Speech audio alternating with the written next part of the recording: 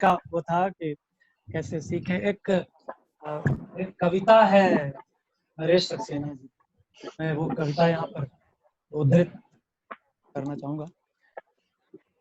पुल पार करने से पुल पार होता है, नदी पार नहीं होती। नदी पार नहीं होती नदी में धंसे बिना।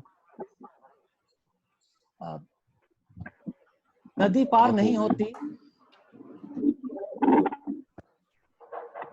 हेलो, सुनाई दे रहा है? जी बिल्कुल सर। हाँ हाँ, मैं उस कविता को उद्धृत करना चाहूंगा जो एक अभिनेता के लिए, मुझे लगता है ये एक कविता अभिनेता को बहुत अच्छे से समझना चाहिए। पुल पार करने से पुल पार होता है, नदी पार नहीं होती नदी में धंसे बिना। पुल पार करने से लोहा लंगड़ पार होता है, नदी पार नहीं होती। कुछ भी नहीं होता पार, न पुल पार होता है न नदी पार होती है नदी में धंसे बिना। पुल भी पार नहीं होता और नदी भी पार नहीं होती। इसके पीछे इस काव्य को मेरा कहने का मतलब ये था कि इसमें आप जब तक नदी में नहीं घुसेंगे, नदी में नहीं जाएंगे, आपको नदी का स्वभाव नहीं पता चलेगा, नदी की गहराई नहीं पता चलेगी, नदी की शीतलता नहीं पता चलेगी, नदी का वो नरम, वो दलदल, उन सब से गुजरना ही पड़ेगा अगर नदी पार करनी है। तो ये अभिनय के लिए इसलिए बहुत जरूरी है। एक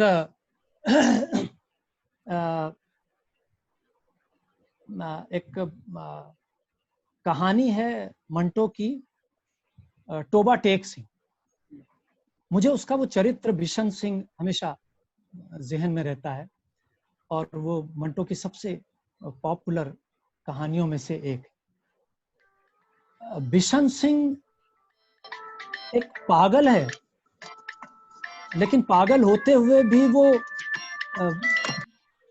इस तरह से प्रकट करता है वो चरित्र की जैसे ये सब पागल है, जिन्होंने इस पूरे देश का बंटवारा कर दिया, जिन्होंने मतलब इसको क्रांति कहकर हम सबको एक दूसरे से तोड़ दिया, खत्म कर दिया। वो बार बार पूछता रह जाता है टोबा टेक सिंह कित्थे। अब टोबा टेक सिंह कित्थे है एक इतने ही ज्यादा से ज्यादा एक दो बार और वो बोलता है, वो पड़दी गड़गड़दी दी दी मूंग दी दाल अब्दुल्ला और हिंदुस्तान एंड पाकिस्तान और दूर फिटे मुंह, इस तरह के कुछ शब्द यूज करता है, ज्यादा बोलता नहीं है, लेकिन बिना बोले वो उस नाटक का या उस कहानी का प्रमुख चरित्र है। उसी पर पूरी घटना घटती और आप उसमें और बड़े कई चरित्र आते हैं जो उनसे ज्यादा बोलते हैं, उनसे ज्यादा शब्द हैं उनके पास, लेकिन वो केवल और केवल भावों और अभिव्यक्ति और अपने अभिनय से ही उस चरित्र को पूरा चरित्रांकन राइटर ने ही कर दिया, मंटो ने ही ऐसा कर दिया। उसी तरह से मैं खुद भी एक एक्सपीरियंस है, मैं रंगभूमि का एक चरित्र है सूरदास। वो अंधा है और अंधा होकर के भी कैसे वो पूरी दुनिया को बताता है कि ये सब अंधे हैं, ये नहीं देख पा रहे हैं दुनिया, और वो दिखाता है। तो हम जो नई पीढ़ी है, हम अंधे तो नहीं हैं, हम पागल तो नहीं हैं। जब हम ये नहीं हैं, हम पूरा शरीर बहुत स्वस्थ है, हम इतने देखने में खूबसूरत हैं, हम हाथ पैर हैं पूरे, बोल सकते हैं बहुत अच्छा, हम गा सकते हैं, जो बोल सकता है वो गा भी सकता है और बहुत अच्छा गा सकता है। मुझे लगता है जो बोल सकता है वो दुनिया का सबसे बड़ा सिंगर हो सकता है, और जो हिल डुल भी सकता है उसके साथ और जो नाच भी सकता है वो तो दुनिया का सबसे ग्रेट एक्टर बन सकता है। और ये क्वालिटी हम सबके अंदर है। हम बोल सकते हैं, हम हिलडुल सकते हैं, हमारा शरीर स्वस्थ है, हम कुछ भी कर सकते हैं। एक लड़की DID था या क्या था, डांस इंडिया डांस शायद, उसका एक पैर नहीं है, लेकिन वो वहां डांस के लिए वहां तक पहुंचती है। इच्छा शक्ति जगाना होगा, नए लोग करने की एक जिजीविषा पैदा करना होगा, जज्बा पैदा करना।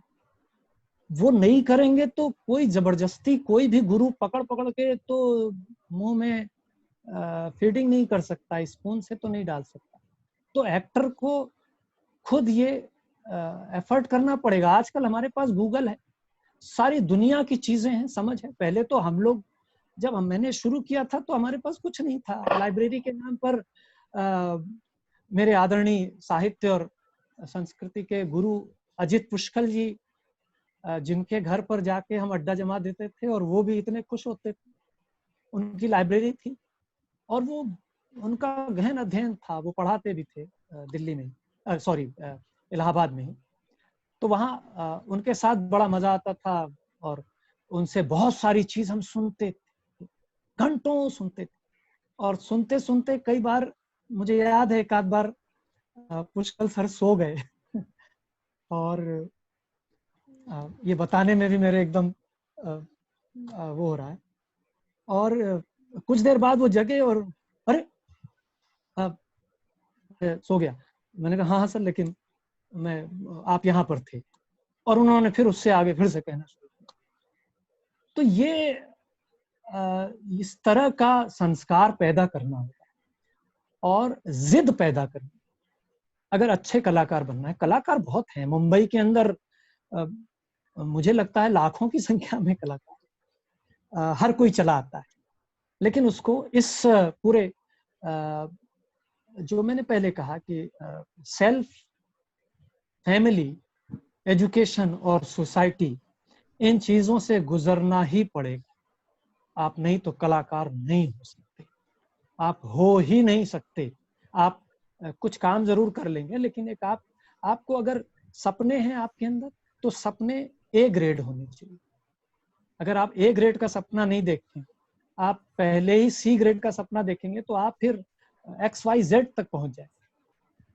तो वहां नहीं पहुंचना है, हमें ए ग्रेड के सपने देखने चाहिए, प्रथम पंक्ति के सपने देखने चाहिए। तभी हम बी ग्रेड तक की मेहनत करेंगे ना, सी ग्रेड की मेहनत करेंगे। आप बल्कि मुझे लगता है A++ की का एफर्ट होना चाहिए हम लोगों का, एक्टर्स का। आज भी मैं मुंबई में देखता हूँ, मुंबई में तो ये माहौल ही नहीं। मैं अनेक बार दुखी हो जाता हूँ और बार बार भाग जाने की बार बार मन में ये वो होता है कि वापस चला जाऊं इलाहाबाद या वापस चला जाऊं पहाड़ों में, जो हमारा मूल नेटिव प्लेस है। क्योंकि वो बार बार मुझे लगता है उनके बीच जाके काम किया जाए जो सीखना चाहते हैं या जो मूल रूप से उस जमीन से जुड़े हुए, उस रूट से जुड़े हुए हैं। लोक कलाकारों को देखिए ना, कितना क्या गायकी होती है, कहाँ किस सुर पे गाते हैं। हम मतलब कई बार हारमोनियम में ढूंढते भी रह जाते हैं कहाँ से क्या गाया, वो नहीं समझ में आता। अभी पिछली बार मैं उनका सुन रहा था, अपने प्रतिमा जी का, कितने ऊंचे नोट पे वो उनका बड़ी चर्चा उनकी सुनता रहा हूं मैं, उसके खूबसूरत बहू, उसका लास्ट प्रसंग जब वो उनका वो होता है कि उनकी वजह से ये सब हो गया। क्या बेवकूफी है, एक बच्चा कैसे हो सकता है बिना संसर्ग के, बिना आपस में मिले, मंदिर की पूजा करके या आप सिद्धि विनायक जाकर के अभिनेता कैसे बन सकते? सेम बात है। अभी मुझे एकदम से वो उनका वो प्रसंग याद आया। एक आपको भी एक अंदर से एक्टर वाला बच्चा पैदा करना है। वो पैदा करने के लिए एक बच्चा पैदा 9 महीने में होता है, लेकिन आप ये मान लीजिए कि आपको 9 साल करना है, तब होगा, या उससे भी ज्यादा करना होगा। एक गोरखपंथी गुरु होते हैं, 14 साल की पूरी साधना करते हैं और फिर उनका परिवार खत्म हो जाता है। वो कहते हैं अरे मेरा परिवार कुछ नहीं, सब मेरी माँ है, मुझे भिक्षा दो। उस तरह की उनसे, इन लोगों से हमें प्रेरणा लेनी चाहिए। एक्टर को इन सबको समझना चाहिए, उनके तमाम तरह के जो भाव हैं या उनके जीवन के जो संघर्ष हैं या उनका सीखने की जो प्रक्रिया है, वो हमें देखना चाहिए। क्योंकि कोई भी टीचर वो अपनी तरह का एक अपने समझ का होता है। तो हमें बहुत सारे टीचर्स के पास जाना चाहिए, बहुत सारे गुरुओं से मिलना चाहिए, हर गुरु जो है वो हर चीज में एकदम पारंगत हो, ऐसा नहीं हो सकता शायद। तो उसके लिए हर गुरु को हमें जाना चाहिए, हर तरह की विधाओं से जुड़ना चाहिए। संगीत बहुत जरूरी है। पुष्कल सर, अजीत पुष्कल जी हमेशा कहते हैं कि भारतेंदु कहते थे कि गाना बजाना और बताना ही नाटक है। केवल बताना या केवल शब्द नाटक नहीं हो सकते। जिस नाटक में गाना बजाना नहीं है, जिस नाटक में संगीत नहीं है, जिस नाटक में लय नहीं है, जिस नाटक में ताल नहीं है, वो नाटक नहीं हो सकता। लय बहुत जरूरी है, लय नहीं होती लोगों। कई सिंगर भी बहुत अच्छा गा लेते हैं, बहुत अच्छा कर लेते हैं, लेकिन लय कहाँ है? लय लानी होगी, आंतरिक लय। जो आंतरिक लय में आने में बहुत समय लगता है, और आपको हर एक्टर को A grade, A plus plus बनने के लिए एफर्ट करना चाहिए, ये मुझे लगता है। और मैं सच कहूं तो लोकेन सर ने कहा इतनी सारी रेपेट्री आपने की, वो रेपेट्री एक बहुत बड़ा मेरे लिए एक वरदान था, मुझे सीखने की उस प्रक्रिया से जुड़ा। लेकिन मैं सच कहूं तो रंगमंडल में भी हम धोखा देते रहे, बार बार हम धोखा दे रहे थे, क्योंकि वहां हमें पैसा मिलता था और हम शाम होने के बाद हम अपने उसमें जीने लगते थे, हम उस प्रक्रियाओं के साथ नहीं जुड़ते थे। जबकि रेपेट्री कंपनी एक ऐसा समय होता है जब हमें मतलब सारा अपना उड़ेल देना चाहिए वहां। और ऐसी बेईमानी मुझे लगता है सब कहीं ना कहीं करते हैं, जिसको स्वीकारना बहुत कम है। आत्मकथ्य हमें लोगों के पढ़ने चाहिए। बहुत सारे जो ग्रेट लोग हुए उनकी ऑटोबायोग्राफी पढ़नी चाहिए, क्यों ग्रेट हुए। चाहे वो हमारे अलग अलग विधाओं के लोग, इब्राहिम लिंकन ही क्यों ना, लिंकन को पढ़ना चाहिए, कैसे वो लिंकन बने, कैसे चार्ली चैपलिन बन गए, या कैसे जो है प्रेमचंद कैसे प्रेमचंद बन गए। भारतेंदु हरिश्चंद्र की जीवनी पढ़नी चाहिए, कैसे वो एक इतने रईस परिवार में होते हुए भी, जहां पैसे की कमी नहीं थी, जहां राय साहब उनके घरों में आते थे, उनके साथ बैठते थे, उनके साथ बातें करते थे, उनके परिवार के साथ। और उन्होंने उनका एक कथन था कि जिस पैसे ने हमारे खानदान को खा दिया, मैं उस पैसे को खा जाऊंगा। उनका मकसद पैसा खाना नहीं था, उनका मकसद था कि ये जो व्यवसायीकरण है, ये हमारे अंतर के कला को, अंदर की कलाकारी को, अंदर के जो गहन अध्ययन की जो क्षमता है उसको कम कर देता है, उसको तोड़ता है, उसको ब्रेक करता है, उसको डाइवर्ट करता है। डाइवर्जन का ही रास्ता है ये जो मुंबई का रास्ता है। और मुंबई में कुछ लोग काम कर भी रहे हैं, कुछ अच्छे थिएटर भी करते हैं, कुछ सीरियस थिएटर भी करते हैं, कुछ सीरियस पढ़ते भी हैं। बहुत सारे लोगों ने लाइब्रेरी के लिए भी एफर्ट किया, लाइब्रेरी की बात करते हैं कि लाइब्रेरी हो, या उस दिशा में सोचते हैं। और ये बिना किए नहीं होता है। जब एक समय शब्द नहीं थे, जिस समय एब्सर्ड थिएटर आया, उसी समय अभी अभी मैं कल परसों ही हमारे यहाँ जूबी जी हैं, वो आर्ट से ही हैं, काशी से उन्होंने आर्ट चित्रकला में अध्ययन किया, और वो आर्ट डायरेक्टर भी हैं अभी, जयंदा जानते होंगे। तो वो एक दिन ऐसे ही बात हो रही थी और उन्होंने बताया कि उनका जो शोध था, रिसर्च था, वो अमूर्त अभिव्यंजनावाद पर था। वो एक समय, वो क्रांति थी जब न्यूयॉर्क स्कूल में, न्यूयॉर्क कॉलेज में ये एक परंपरा आई। वो भी सेकंड वर्ल्ड वॉर के बाद का ही दौर था।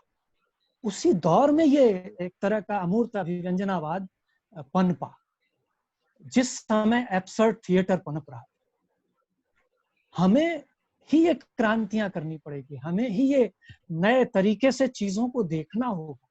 यही है आधुनिक अभिनय के लिए आगे बढ़ने की एक तरह से उसमें प्रयास करना होगा, तभी आधुनिक अभिनय की ओर हम बढ़ेंगे। वो भी एक दौर था जब हम एलिनेशन थ्योरी की बात करते थे, वो भी अभिनय का एक सिद्धांत था। जब एलिनेशन थ्योरी आई, अलगाववाद या कुछ ने विलगाववाद कहा, कुछ ने उन्हें उल जुलूल नाटक की संज्ञा दी। इस तरह की एक समय के बाद ये सब चीजें फिर से आती हैं, लौटती हैं, और फिर से कोई क्रांति और इस तरह के एक जब संवाद नहीं होते हैं तो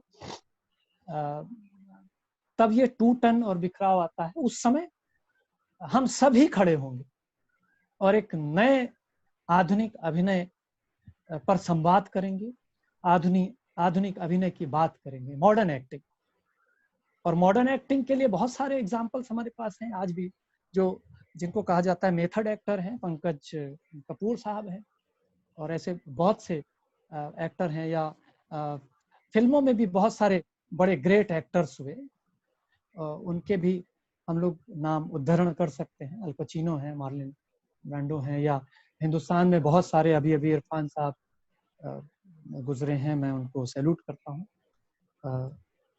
उनके अभिनय सिद्धांत में भी बहुत सारा एलिनेशन था, जिस एलिनेशन के साथ वो करते थे। मैं एक फिल्म माझी कर रहा था, और उसमें मैं अपने नवाजुद्दीन सिद्दीकी का ससुर बना था। उस दौरान ऐसी बातचीत मजाक सी, हम लोग कई दिन बाहर थे, गया में मैं था 10-15 दिन, तो बाहर ऐसे ही मैदान में बैठे थे, कोई पहचानता तो था नहीं नवाज को भी, और वहाँ चूंकि सब गांव के लोग सभी लगाए रहते थे, तो उस समय ऐसे ही हमने कहा कि अब तो, और उसी समय इनके कुछ फिल्में आई थी, गैंग्स ऑफ वासेपुर या कहानी, और उसी तुरंत ये एक लीड रोल कर रहे थे, एक तरह से कहें तो टाइटल रोल कर रहे थे माझी द माउंटेन में। और इस पूरी उस बातचीत में मैंने ऐसे ही मजाक में कह दिया कि अब तो दो ही भाई हैं मुंबई में। तो नवाज भाई ने कहा कि मैं समझा नहीं। मैंने कहा अरे, या तो सलमान भाई या नवाज भाई। तो नवाज भाई मुस्कुराए और कहने लगे, क्या बात कर रहे तुम जी। अभी कुछ 2 साल पहले ही जो है कोई मुझे एक कुछ उन्होंने संस्मरण ऐसे ही, वो कहना नहीं चाहता हूं मैं, लेकिन मैं सिर्फ एक सांकेतिक कह दूं कि उनको भी लोगों ने कहा कि पता नहीं क्या करता रहता है ये, इधर उधर नीचे देखता रहता है, और बात इधर करे ना उधर क्यों देखता है। ये टीवी की बड़ी विडंबना है, टीवी का ये ऐसा स्वरूप है। लेकिन मुझे लगता है एलिनेशन अभिनय की अगर बात की जाए तो उसके लिए नवाजुद्दीन सिद्दीकी भी बड़े परफेक्ट एक्टर है इस मामले।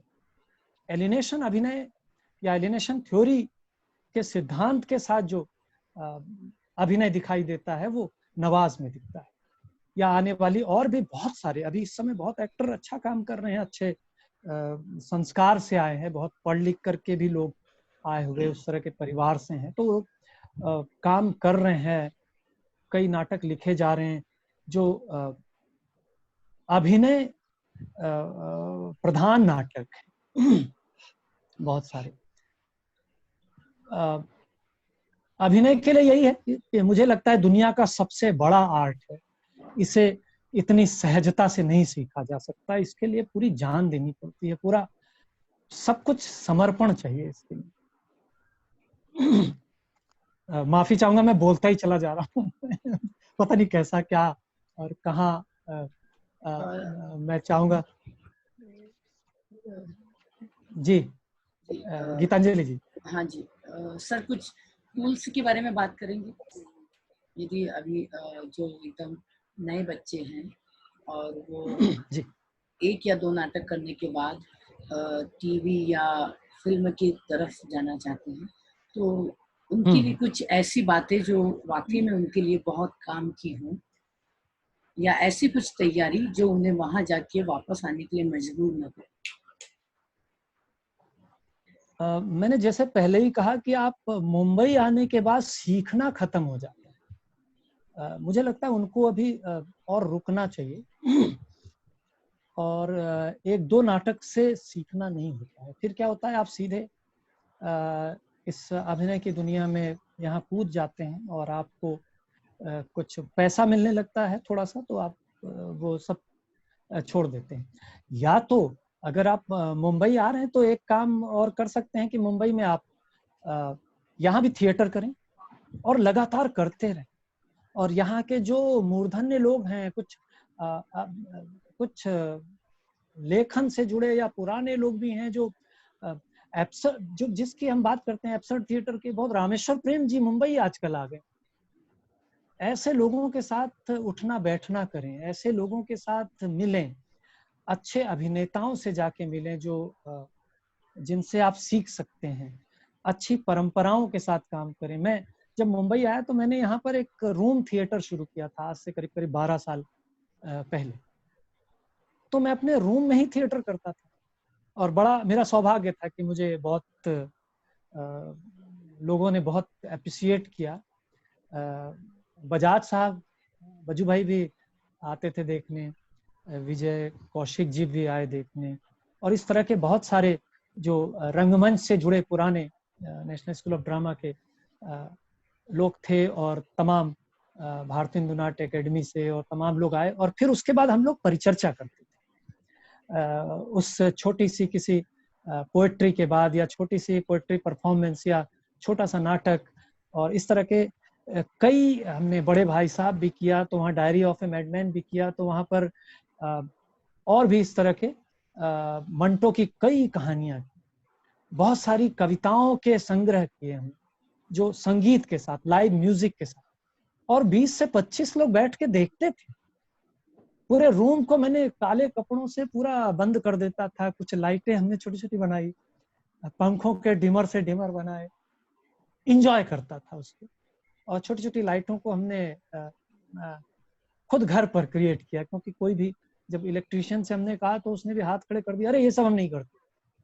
तो फिर ला करके हमने हमारे अपने साथियों के साथ मिल करके, उसमें बहुत सारे लोगों का साथ था, बदरुल इस्लाम, और उसी में अपने मिलिंद, रचना, वंदना, मीना मीर अभी अच्छा काम कर रही हैं, फिल्मों के लिए बहुत सारा काम करती हैं, आई एम कलाम में थी, और बहुत सारे इस तरह। ये सब लोग लगातार जुड़े रहे, लगातार परफॉर्मेंस करते रहे और लगातार सेमिनार्स में आते थे। कई बार ऐसा होता था कि उस शो के बाद बाहर बहुत सारे लोग खड़े हो जाते थे, क्योंकि बेल पर मैं लगा देता था फ्लैट के बाहर कि प्लीज बेल ना करें, अभी शो चल रहा है। वो बाहर इंतजार करते थे और उसके बाद फिर रिक्वेस्ट करते थे एक और करते थे। और मुझे याद है कई बार हमें दोबारा शो करना पड़ा, और कई बार लगातार करना पड़ा, और उसके एक एक हफ्ते तक हम शो करते रहे। क्योंकि हमारा ही रूम था, हमें बाहर जाना नहीं था, तो वहां मैं करता रहा।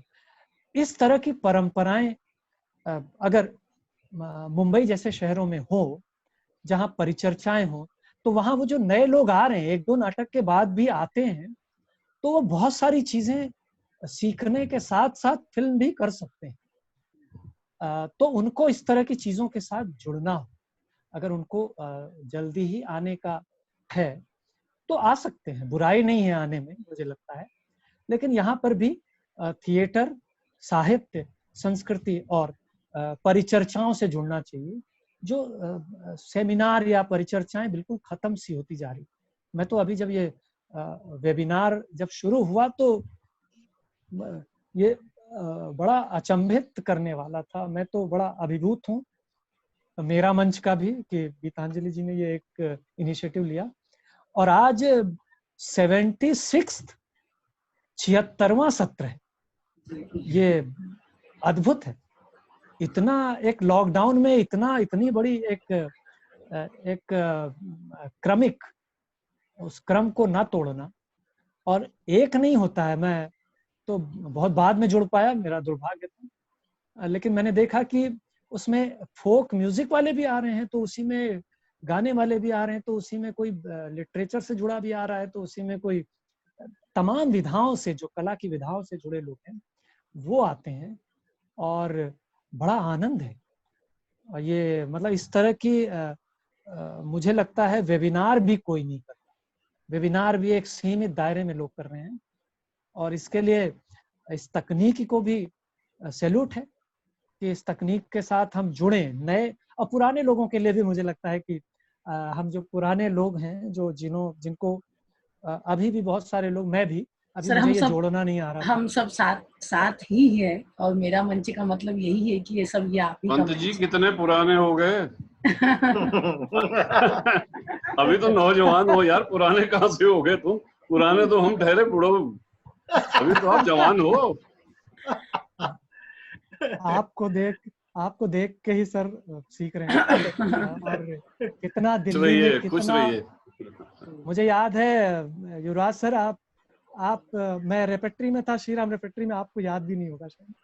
अच्छा। और आप कोई एक प्ले करने वाले थे, कुछ था, और आपने म्यूजिक के लिए कुछ, मैं अगर सही हूं तो लोकेन जी क्या गए थे हम लोग किसके किसी साथ? नाटक के लिए।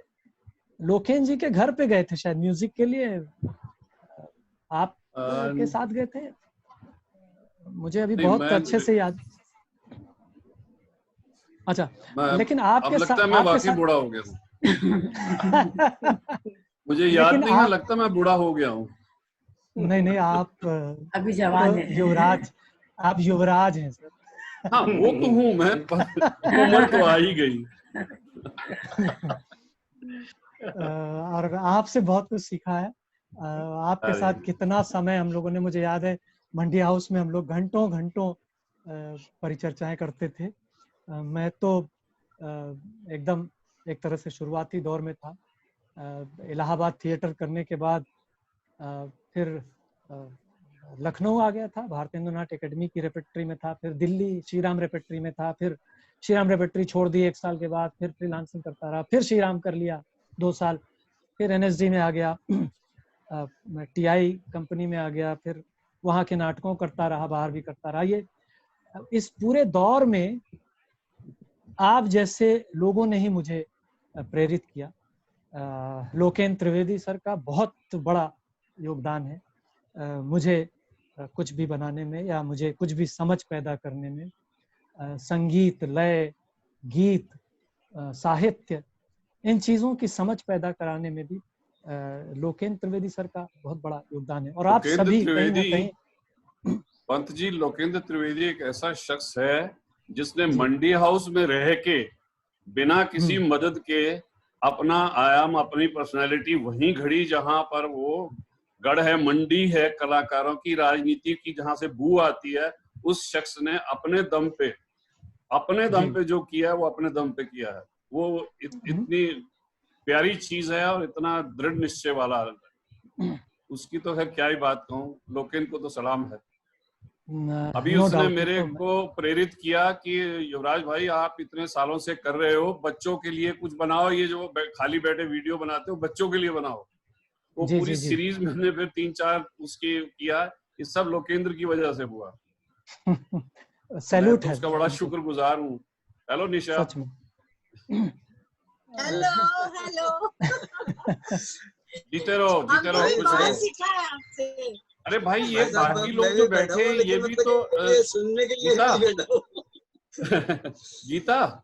जी हेलो गीता। हाँ जी। ये बाकी लोगों से इंट्रोड्यूस करवाना, वसंत जी से, अनूप जी से, सर, को तो खैर मैं चाहती हूँ, हाँ मैं चाहती हूँ, शुक्ला बैठे हैं जी इन सबसे जरा मुलाकात करवाओ, इनको बोलो कुछ आवाजें तो कान में आए, कभी मिल जाए तो आवाज से तो पहचान लूं। मैं सबसे अनुरोध करूंगी कि आप एक दूसरे से बात करें।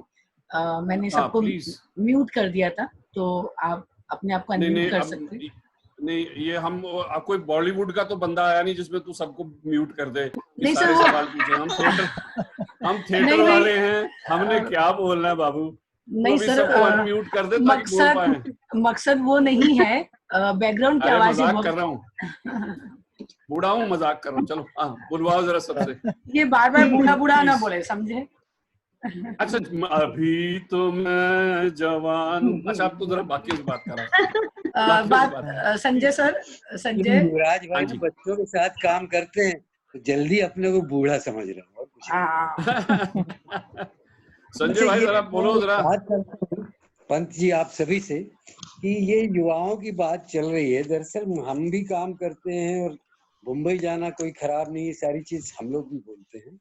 और दो चीजें हमको जो चीजें अभी गड़बड़ लग रही, पहली तो हमारे जमाने में जो अड्डेबाजी होती थी, अड्डेबाजी होने से हम आपस में जुड़े रहते थे और समाज से जुड़े रहते थे, ऑब्जर्वेशन होते थे, विसंगतियां पकड़ते थे, मजेदार थे। हम लोग परसाई जी के, शहर के परसाई जी के हमारे अग्रज मित्र हैं थे, तो उन्होंने सिखाया था हम लोग को कि बातचीत करते रहो, जुड़े रहो।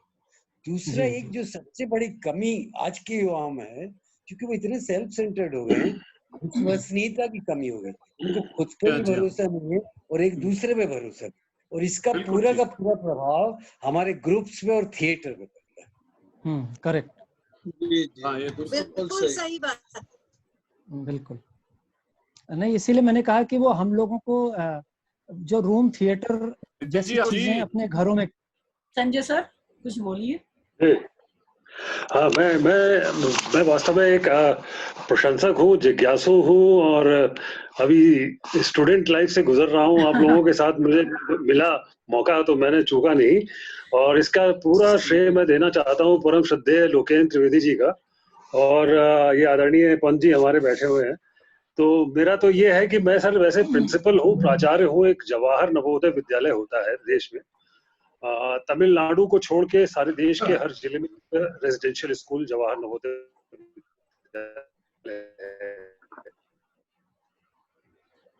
सर आपकी आवाज नहीं आ रही है।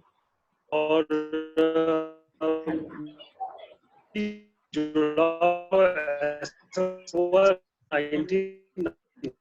सर कला में देश लोक संगीत को प्रस्तुत करते हैं, तो मैं उस कार्यक्रम में जुड़ा था।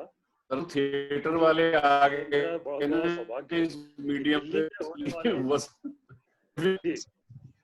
सर आपकी आवाज क्लियर नहीं आ रही, नेटवर्क का प्रॉब्लम हो रहा है। नेटवर्क का ही लग रहा है। जी जी जी जी फोटो खड़ी हो गई। ओम सर आप इतने दिन से आ रहे हैं, लेकिन ओम सर को अनम्यूट नहीं करते आता अपने आप को। हाँ ओम जी जरा आपकी मधुर आवाज सुनेंगे। नहीं सर, आवाज तो मधुर नहीं है, मैं तो आपको जवानी से आपके प्लेस कलकत्ता में देखता आया हूँ एनएसडी के वक्त से। आप सब लोग इतने गुणीजन हैं, सबको मेरा आदाब नमस्कार। पहले सत्र में आ नहीं पाया, जरा कार्यकाल का है, थोड़ा समय ऑफिस का, ऑफिस से ही बोल रहा हूँ। मेरा एक छोटा सा प्रश्न था सर पंत साहब से। जी हेलो जी हाँ सर बोले, आवाज आ रही है? हाँ जी बिल्कुल। जी जी जी यार, पंत साहब से छोटा सा प्रश्न था कि युवराज भाई, जयंत भाई, पंत साहब, आप लोगों के वक्त में आपने जब काम किया तो आपके आसपास एक बहुत ही हेल्दी कल्चरल एटमॉस्फेयर था, सौहार्दपूर्ण सांस्कृतिक माहौल जिसको कहते हैं। क्या आज भी वैसा सांस्कृतिक माहौल है? क्योंकि जिस तपस्या की आप बात कह रहे हैं, बिल्कुल सही कहा आपने, बहुत अच्छी सलाह दी। उस तपस्या को करने के लिए अगर आसपास का माहौल अगर अच्छा हो तो प्रेरणा मिलती है, अदरवाइज एक हताशा आती है।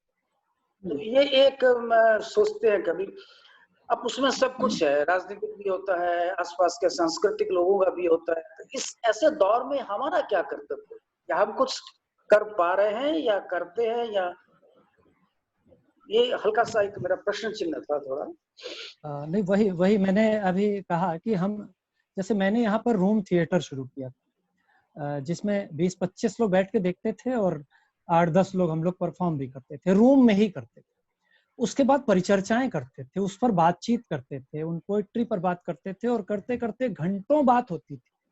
फिर मैं अपनी तरफ से चाय और नाश्ते का भी इंतजाम कर देता था, क्योंकि एक आदमी जब 4 घंटे 5 घंटे के लिए आया रंग प्रसाद उसको हमने नाम दिया था।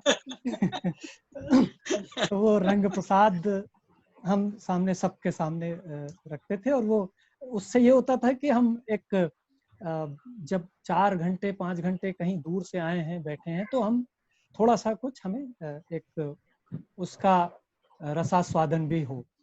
और इसके साथ साथ परिचर्चाएं होती थी। जो आपने कहा सर बिल्कुल करेक्ट है कि हम लोगों को इस तरह से छोटे छोटे मंचों को तैयार करना, 10 लोग, 20 लोग, 15 लोग, 5 लोग ऐसे करें, जैसे अभी भी हम कर रहे हैं। ये भी एक तरह का एक इतना अच्छा माध्यम बन गया है। ऐसे माध्यमों से हम लोगों को लगातार जुड़े रहना ताकि हम नए लोगों को या आने वाले लोगों को, या जो पहले से भी हैं जो थोड़ा उदासीनता की ओर जा रहे हैं या कुछ परेशान होते हैं, उनको भी ये प्रेरणा दे सकें और उनमें एक नई ऊर्जा का संचार कर सकें। ऐसा हम लोगों को ही मिलके करना पड़ेगा। जयंदा है यहाँ पर, जयंदा तो खुद ऐसा अलग जगा रखा इन्होंने अभी थिएटर में, बीच में गायब हो गए थे ये। भारत भवन के पूरा जिंदगी कला को देने के बाद, भारत भवन या उससे पहले वो अपना रायपुर, और रायपुर से शुरू होकर के किस तरह से कितना संघर्ष उनका रहा है जीवन का, कैसे कैसे उन्होंने वो मुझे बहुत अच्छे से पता है उनका, और वो कैसे पेंटिंग बनाने से शुरू करके और आज वो एक बड़े बॉलीवुड के बड़े आर्ट डायरेक्टर के रूप में तेरे नाम जैसी फिल्में, बैंडिट क्वीन और ऐसी तमाम बड़ी 100 से ज्यादा बड़ी फिल्मों में, सलमान से लेकर के सारे ग्रेट एक्टर्स, अमिताभ बच्चन तक के फिल्मों का आर्ट डायरेक्शन उन्होंने किया है, प्रोडक्शन डिजाइन किया है पूरा। वो आज फिर से वापस लौट रहे हैं, साधुवाद है, उन्हें मैं सैल्यूट करता हूँ बार बार, और मैं खुद उनसे लगातार जुड़ा रहता हूँ, और वो खुद भी हम लोग को छोड़ते नहीं है और हम भी उन्हें छोड़ते नहीं है। और ये बहुत अच्छी बात है कि ऐसे लोग फिर से लौट रहे हैं, और अगर फिर से लौट के हम लोग इसी तरह से वेबिनार के जरिए ही अगर उस एनर्जी को फिर से ला सकें, और हम लोग आपस में ही चाहे करें, 5-7 लोग ही करें और नए लोग आके देखें, हम पोइट्री करें, हम आकर के कोई पाठ ही कर दें, नाटक का पाठ कर दें, कविताओं का, कहानियों का पाठ कर दें, छोटी एक सोलो परफॉर्मेंस कर दें। ऐसी अगर किसी के पास बड़ा रूम है तो उसमें मैं भी आके कर सकता हूँ, हम लोग कर सकते हैं। कई चीजें ऐसी हमारे पास तैयार है, उसका कोई ना पारिश्रमिक है ना कुछ है, बस एक ही चीज का उनको एक खर्च उठाना पड़ेगा, चाय का। तो वो उठा लें, हम उनके यहाँ आकर के सारी सुविधाओं के साथ आकर के हम खुद अपने तकनीक की व्यवस्था के साथ आकर के वहां पर कर सकते हैं मुंबई में, सर, और फिर उस पर परिचर्चा करें।